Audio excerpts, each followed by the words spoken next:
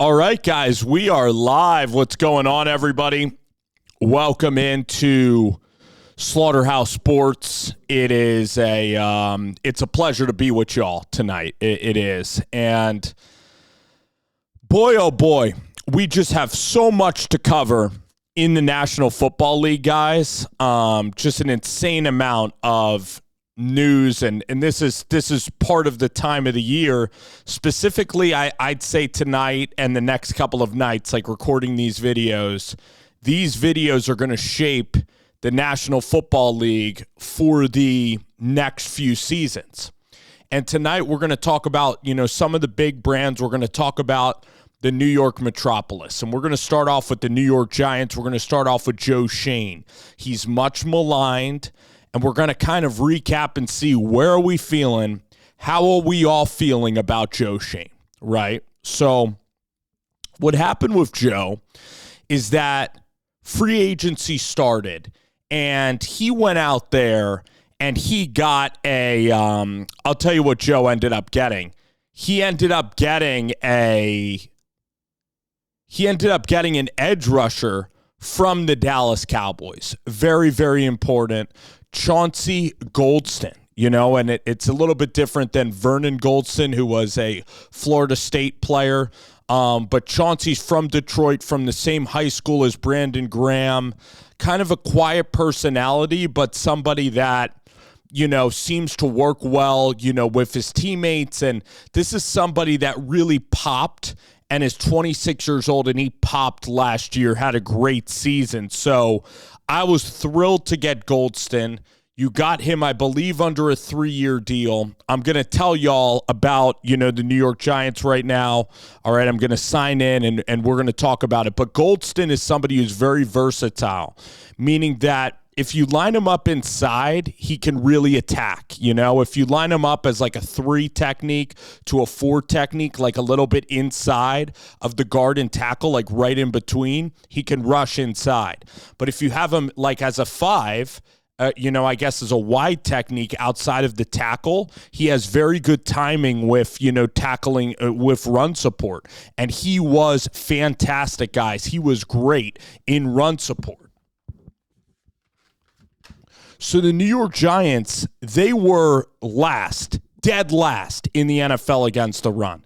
They sucked. So as somebody who really wants to see the Giants get back to playing that big blue defense, somebody who wants to see them get back to playing football at a pretty high level, all right? And I'm going to just, describe to y'all the free agent signings, right? But Golston, guys, is I absolutely love the move, okay? 5.5 sacks last year, 13 starts, all right? Very versatile defensive line piece for the New York Giants, all right?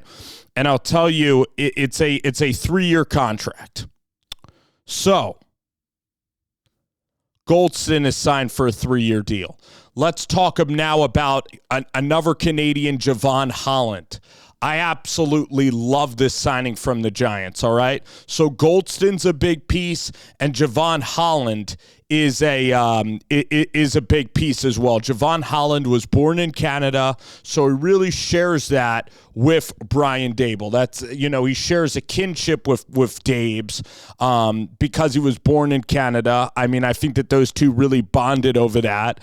But Holland then went to Oregon. He grew up in San Francisco, played at Oregon, very versatile safety, somebody who can come down in the box and make plays. Ended up getting hurt a little bit, has been really consistent though. So Jevon Holland, it's going to be a 3-year deal of about $36 million. So I believe that it's $12 million per. And again, like Trevon Moehrig is making like 18. So this market value is probably the best value that the Giants have gotten in free agency, is getting Holland. All right. So I'll tell you why I love Holland. It's actually 3 years, 45. So it's 15 a year. The reason why I love the Holland deal is because now you pair him with Tyler Nubin and you have Drew Phillips, in the secondary as well. All right.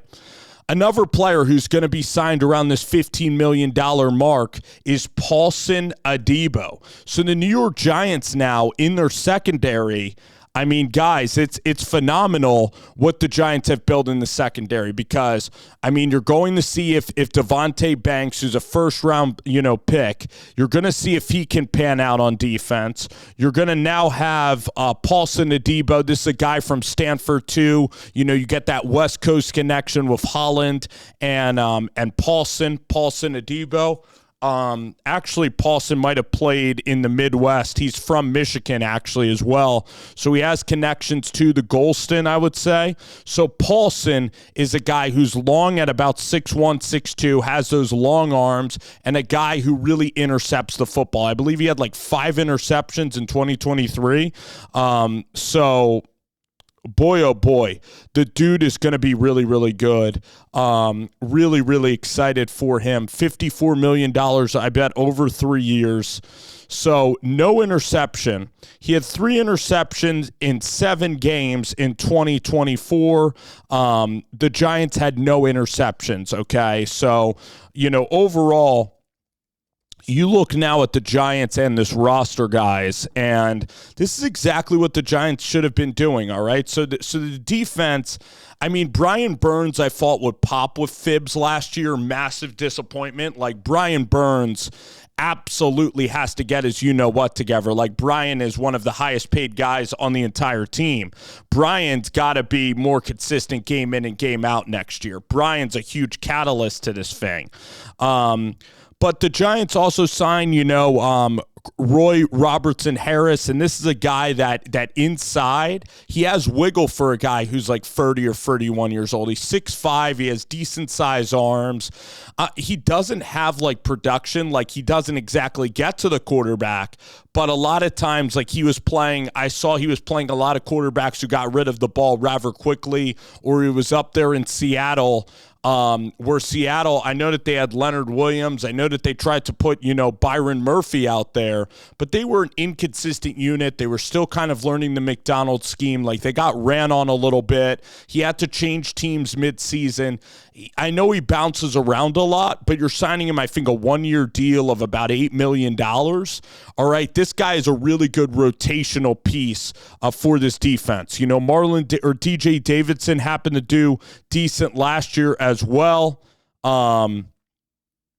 I don't know if Aziz is going to be signed. Ojolari, I don't know if he's going to come back. He splashed at times. And then Bobby Orike and Phibbs are big pieces that have to succeed on this defense. McFadden is all right. He's a pretty good tackler, but there needs to be depth, behind McFadden. You got Chris Board, who's a special teams guy.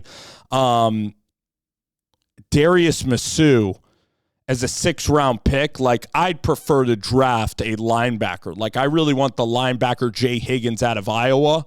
I want the Giants to go out and draft a linebacker, and then if you can get another pass rusher like Tommy Robinson in the 3rd or the 4th, or then you can maybe get Landon Jackson that can come scream off the edge for you. The Giants also need, the Giants now, it helps getting Chauncey Golston, but in the middle of the defense, like lining up next to Dexter Lawrence, the Giants need still some defensive tackle work. But in the secondary is looking fantastic. I'm very high on Tyler Nubin. He's a gopher. He's really, really good tackler. He's really reliable. Drew Phillips, I love how he plays the game.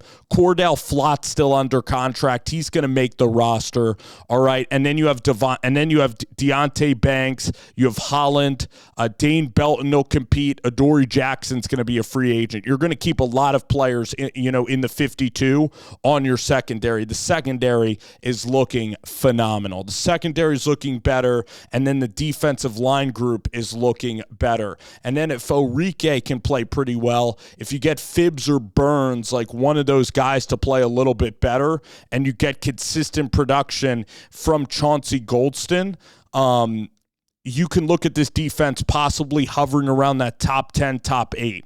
And other Giants fans have pointed this out, and this is really, really true, that since the offense was total dog you-know-what last year, they're just sending out the punting unit immediately. All right, so they're sending out Jamie Gillen. They're sending him out immediately, and they're not retaining the football. So the New York Giants, are constantly just very playing paranoid defensive ball, not, trying to buckle up in the red zone.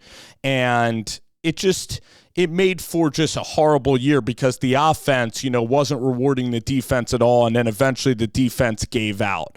So I really like what Schoen has been doing. You look at this draft, Tyrone Tracy, Theo Johnson, Tyler Nubin.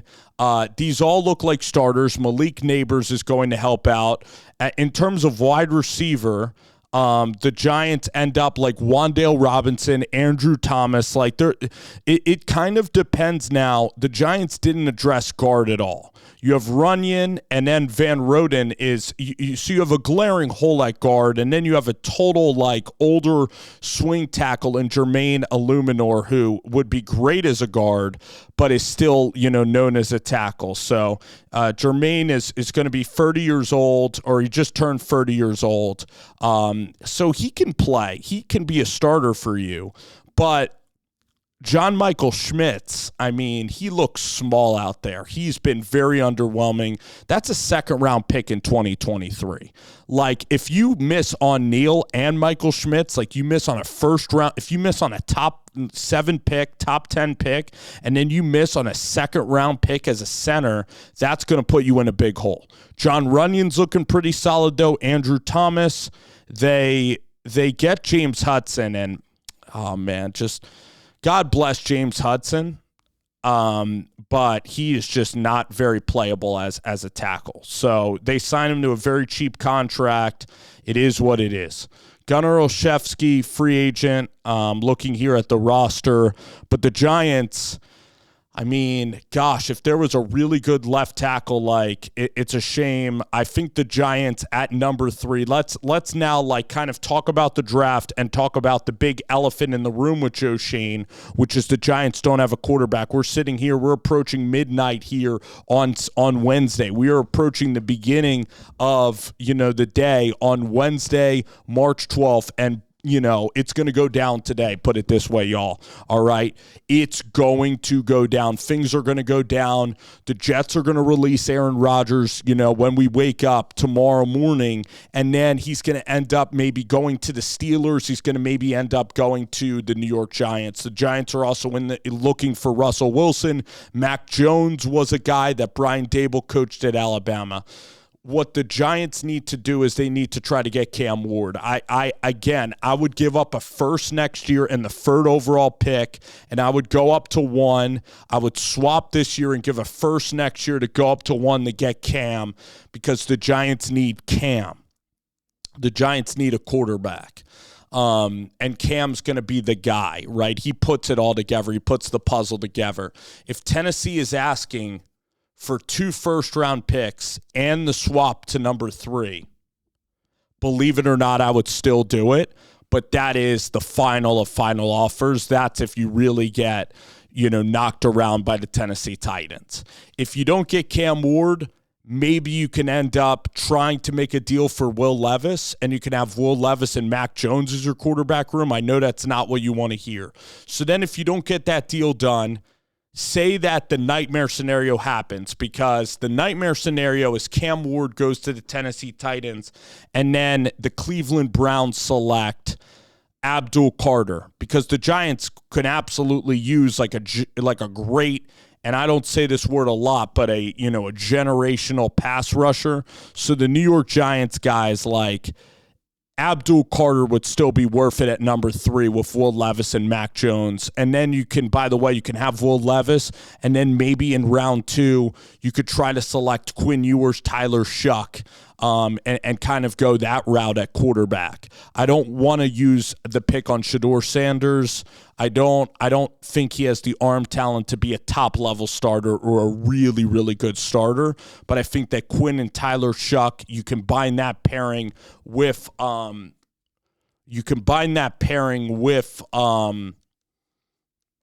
Abdul Carter, like it's an easy yes. I'm worried that the New York Giants, I'm worried what the Giants are going to do is I think the Giants are really going to go after Jackson Dart at quarterback. Like, even if they select Rodgers, I think that the connection with Joe Judge, the connection with Ole Miss, Brian Dable knows a lot of people there. I think that they'll get enamored with the swag of Jackson Dart.